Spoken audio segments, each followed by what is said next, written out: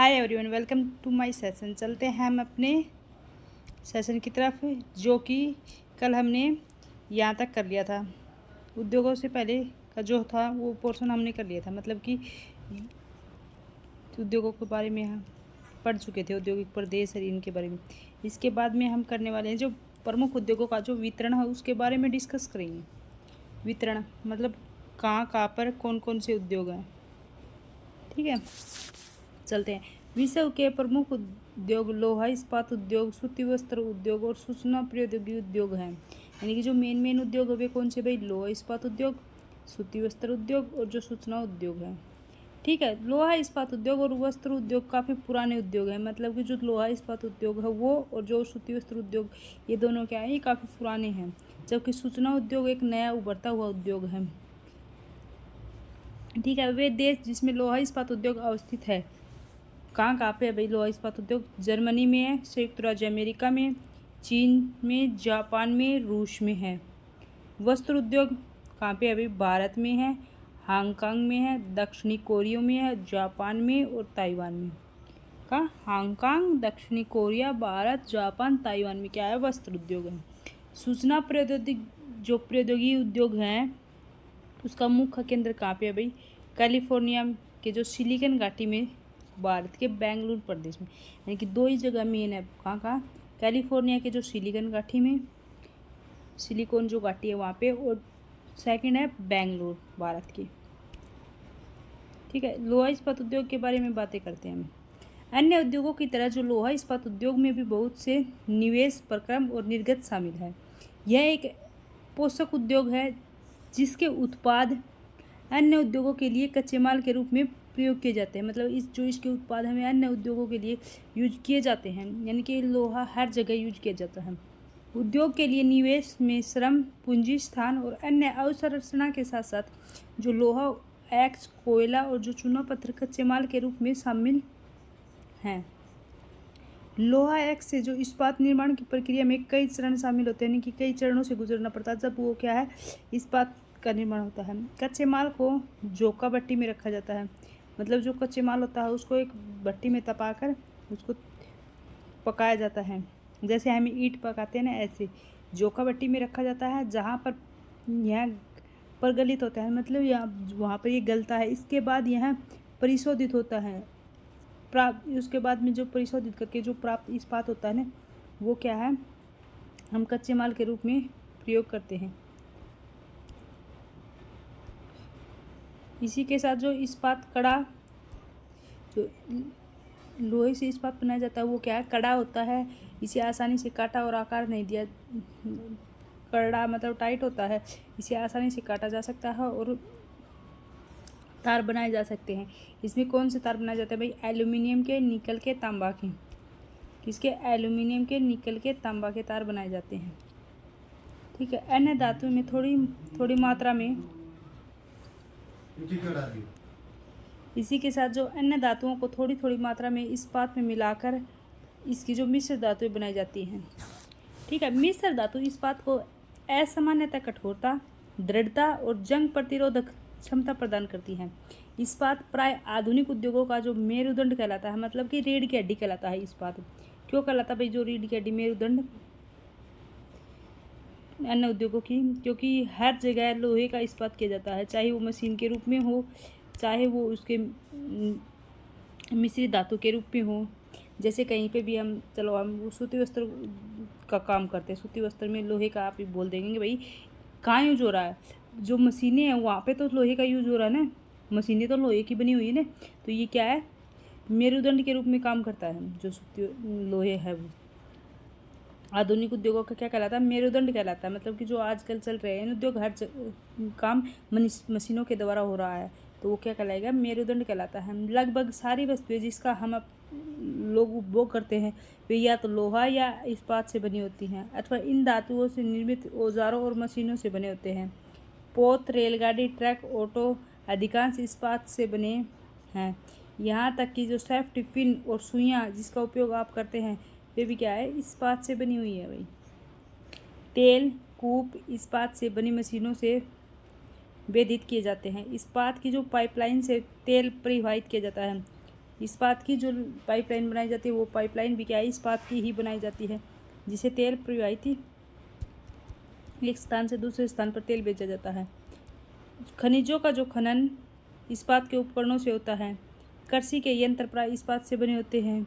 विशाल भवनों का जो ढांचा वो भी इस्पात से बनाया जाता है। 1800 ईस्वी के पूर्व इस्पात उद्योग वहाँ स्थित थे जहाँ कच्चा माल, विद्युत आपूर्ति और बहता जल आसानी से उपलब्ध था। कहाँ? कच्चा माल, विद्युत आपूर्ति और जल आसानी से उपलब्ध था। कब? 1800 ईस्वी से पूर्व। उसके बाद के उद्योग आदर्श स्थिति क्षेत्र के समीप, मतलब उसके जो बाद के उद्योग थे वे आदर्श स्थिति वाले कोयला क्षेत्र के समीप नहरों और जो रेलवे के निकट थी, नहरों और रेलवे को निकट थी। 1950 के बाद लोहा और इस्पात उद्योग समुद्र पतन के निकट सपाट भूमि के विशाल क्षेत्रों में केंद्रित होने शुरू हो गए। ठीक है, ऐसा इसलिए हुआ क्योंकि इस्पात निर्माण का जो कार्य इस समय तक बहुत विशाल हो गया था। जैसे इस्पात का हम हर जगह यूज करने लगे थे तो क्या है, बड़ी मात्रा में इसका यूज होने लग गया था। लोहा एक्स विदेशों से आयात करना पड़ता था। भारत में लोहा इस्पात उद्योग कच्चा माल, सस्ते श्रमिक और परिवहन और वो जो बाजार थे वे क्या थे भाई, लाभ लेते हुए विकसित हुए। मतलब कि देखो ये भारत के अंदर ये रे भारत इंडिया दिखाया गया भाई, ये यहाँ पे लोहा इस्पात उद्योग है। देखो यूरोप में सबसे ज़्यादा दिखा रखा है, यूएसए में भी दिखा रखा है, ये जापान में भी, ऑस्ट्रेलिया में भी, ब्राज़ील में भी। ठीक है, ये क्या है, लोहा इस्पात उद्योग के उत्पादन केंद्र है। इसी के साथ जो कच्चे जो श्रमिक है वे श्रम और उसका लाभ लेते हुए विकसित हुए। सभी जो महत्वपूर्ण इस्पात उत्पाद केंद्र जैसे भिलाई, दुर्गापुर, बर्नपुर, जमशेदपुर, राउरकेला, बोकारो एक ही प्रदेश में स्थित है। मतलब कि जो भिलाई है वो दुर्गापुर, बर्नपुर, जमशेदपुर, राउरकेला, बोकारो एक ही प्रदेश में स्थित है। कहाँ पे भाई? ये इंडिया में है। कहाँ? झारखंड में। झारखंड के आसपास में स्थित है ये सभी। भिलाई, दुर्गापुर, बर्नपुर, जमशेदपुर, राउरकेला, बोकारो एक ही प्रदेश के स्थित है। ठीक है, जो 4 राज्यों में फैले हुए हैं, कौन कौन से राज्य हैं भाई? इसी के आसपास के राज्य है। कौन से? पश्चिम बंगाल है, झारखंड है, उड़ीसा है, छत्तीसगढ़। पश्चिम बंगाल, झारखंड, उड़ीसा और छत्तीसगढ़। देखो इसके बारे में देखते हैं। ये हमारा इंडिया है।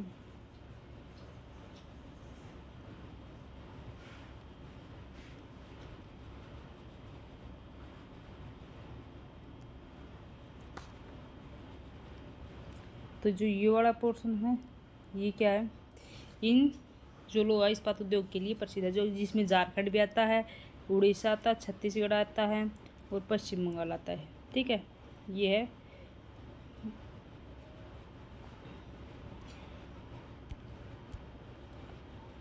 इसी के साथ फिर देखते हैं तो जो भद्रावती और जो विजयनगर कर्नाटक में, विशाखापट्टनम आंध्र प्रदेश में। भद्रावती और जो विजयनगर है वे कहाँ पे? अभी कर्नाटक में पड़ते हैं। कर्नाटक में देखो यहाँ पे।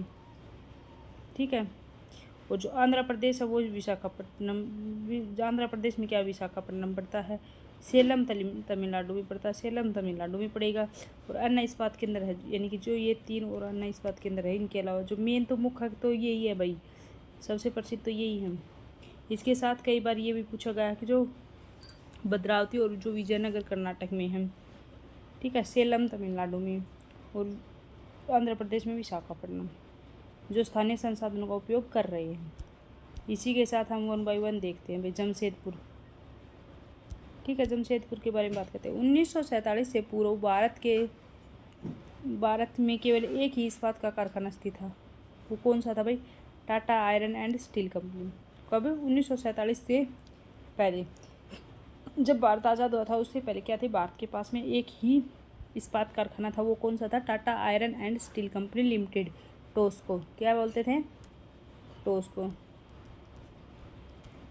ठीक है, यह निजी स्वामित्व में था, मतलब कि इसका जो काम दाम था वो क्या था? निजी था, कुछ एक व्यक्तियों के हाथों में था। ठीक है। स्वतंत्रता के पश्चात सरकार ने यह अपने हाथ में ले लिया, यानी कि 1947 के बाद में सरकार क्या है, इसको अपने हाथ में ले लिया है और बहुत से लोहा इस्पात उद्योग स्थापित किए। झारखंड में जो सौरण रेखा और खरखई नदियों के संगम के समीप जो साक्षी जगह है, उसमें सन 1907 में टोस्को की शुरुआत की गई। कब की गई? 1907 में टोस्को की शुरुआत की गई थी। बाद में जो साक्षी का नाम बदलकर वहाँ पे क्या कर दिया गया भाई, जमशेदपुर कर दिया गया। स्टार्टिंग में 1947 के बाद में जब भी जो नए कारखाने खुले, उसको 1907 में साक्षी का नाम देकर कहाँ पे, जमशेदपुर के पास में सौरण रेखा और जो खरकई नदियों के संगम के ऊपर शुरुआत की गई थी। बाद में जो साक्षी का नाम बदलकर जमशेदपुर रखा, क्या रखा, जमशेदपुर रख दिया।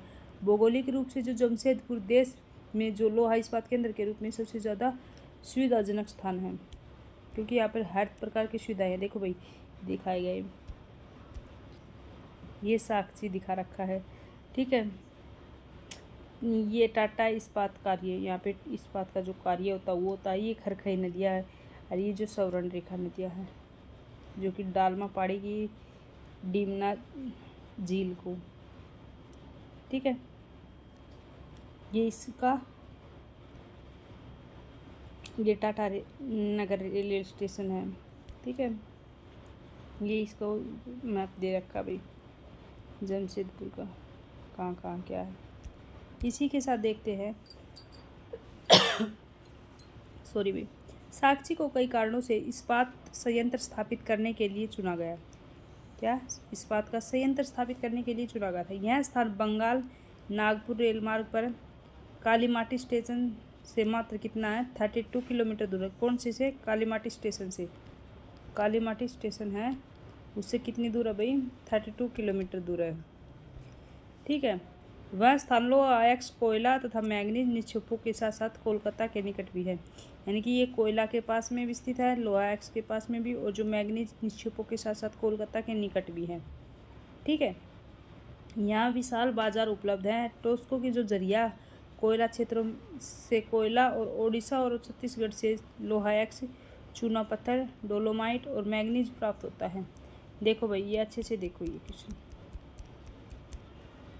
टोस्को की जो जरिया जगह है वहाँ से तो कोयला लिया जाता है, कोयला क्षेत्रों से कोयला निकाला जाता है। उड़ीसा और छत्तीसगढ़ से लोहा अयस्क, चूना पत्थर, डोलोमाइट और मैंगनीज प्राप्त होता है।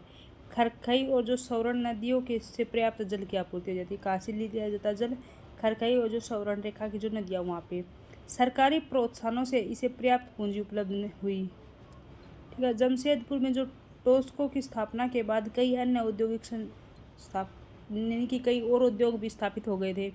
इसमें जो रसायन उद्योग, इंजनों के पुर्जे, कृषि उपकरण, मशीनों, टिन की चादरें, केबल, तार के उत्पादन का प्रयोग किया जाने लगा, मतलब कि इनका निर्माण किया जाने लगा यहाँ पे। इसी के साथ बाद में जो लोहा इस्पात उद्योग है को विकास के त्वरित औद्योगिक विकास आरंभ हुआ, मतलब जल्दी से त्वरित, मतलब ठीक है, औद्योगिक विकास से आरंभ हुआ। भारतीय उद्योग के लगभग सभी क्षेत्र अधिकांश अपने आधारभूत अवसंरचना के लिए जो लोहा इस्पात उद्योग पर निर्भर हैं। भारतीय लोहा इस्पात में वृहत समाकलित इस्पात संयंत्रों के साथ साथ जो लघु उद्योग है ना, लघु इस्पात भी शामिल है। इसमें जो द्वितीय उत्पादन रोलिंग मिल और जो सहायक उद्योग भी शामिल है। क्या है, रोलिंग मिल और सहायक उद्योग। इसी के साथ जो पीटर्सबर्ग उद्योग के बारे में बात कर लेते हैं, जो कि यूएसए का है, संयुक्त राज्य अमेरिका है। यह एक अमेरिका का एक महत्वपूर्ण इस्पात नगर है। पीटर्सबर्ग के इस्पात उद्योग को स्थानीय सुविधाएं उपलब्ध है। यहाँ पे कच्चा माल मिल जाता है, कोयला पीटर्सबर्ग में ही उपलब्ध है, मतलब कि कोयला भी यहीं पे मिल जाता है इनको। जबकि लोहा अयस्क मिनेसोटा की जो लोहे की खानों से प्राप्त होता है, जो लोहा अयस्क मिनेसोटा लोहे की खानों से प्राप्त होता है, जो पीटर्सबर्ग से लगभग कितना 1500 किलोमीटर दूर है। कितना है भाई, 1500 किलोमीटर दूर है लोहा अयस्क। इन खानों और जो पीटर्सबर्ग के बीच नौ परिवहन का सर्वोत्तम मार्ग कौन सा भाई, ग्रेट लैक जलमार्ग आता है। कौन सा आता है, ग्रेट लैक्स जलमार्ग आता है। यह अयस्क के जो नौ परिवहन के लिए सस्ता मार्ग है। ग्रेट लैक्स से जो पीटर्सबर्ग एक लोहा एक्स रेलगाड़ियों से लाया जाता है। ओहिया, मोनोंगेहिला, एंधली नदियों से प्राप्त जल प्राप्त होता है। कहाँ पे होता भैया? ओहिया से, मोनोंगेहिला से, एंधली नदियों से प्राप्त होता जल। आज पीटर्सबर्ग में बहुत कम बड़ी इस्पात मिल है। ये मिल पीटर्सबर्ग के ऊपर मोनोंगेहिला और एंधली नदी की घाटियों में और पीटर्सबर्ग के नीचे ओहिला नदियों के सहारे स्थित है। परिष्कृत इस्पात स्थल और जल दोनों मार्गों द्वारा बाजार में भेजा जाता है। पीटर्सबर्ग में जो इस्पात मिलों के अतिरिक्त कई अन्य कारखाने हैं। ये रेल पटरी, उपकरण और भारी मशीनों के उत्पादन में इस्पात का उपयोग कच्चे माल के रूप में करते हैं। ठीक है, इसी के साथ हम देख लेते हैं, अगर क्वेश्चन दे रखे हैं तो इनके, वरना एक और देख लेते हैं। एक क्वेश्चन और बनता, देखो। ग्रेट लेक के नाम से जो झील है वो कौन सी? सुपरिया झील, हयूरन झील, ओंटारियो और मिशिगन झील और ईरी है। इन पांचों झीलों में से सुपरिया झील सबसे बड़ी है, जो अन्य की तुलना में ऊर्ध्वाधर प्रवाह पर स्थित है। ठीक है, ये कहाँ पे है भाई? ये यूएसए में है ये झील भी। इसमें भाई क्वेश्चन आंसर नहीं दे रखे। ठीक है, तो ये हमारा चैप्टर कंप्लीट हो चुका है। कल चलेंगे अब लास्ट, कल चलते हैं नेक्स्ट चैप्टर की तरफ, जो कि हमारा इस क्लास का, यानी कि जो ये 8th क्लास है, इसका लास्ट चैप्टर क्या रहेगा? 5 नंबर चैप्टर है जो हम कल करेंगे। आज हमारा कंप्लीट हो चुका है। जो भी चैनल पर नए हो, चैनल को लाइक, शेयर एंड सब्सक्राइब जरूर कर लेना, बेल आइकन प्रेस कर लेना, ताकि जो आने वाली क्लासेज आपको मिल सके।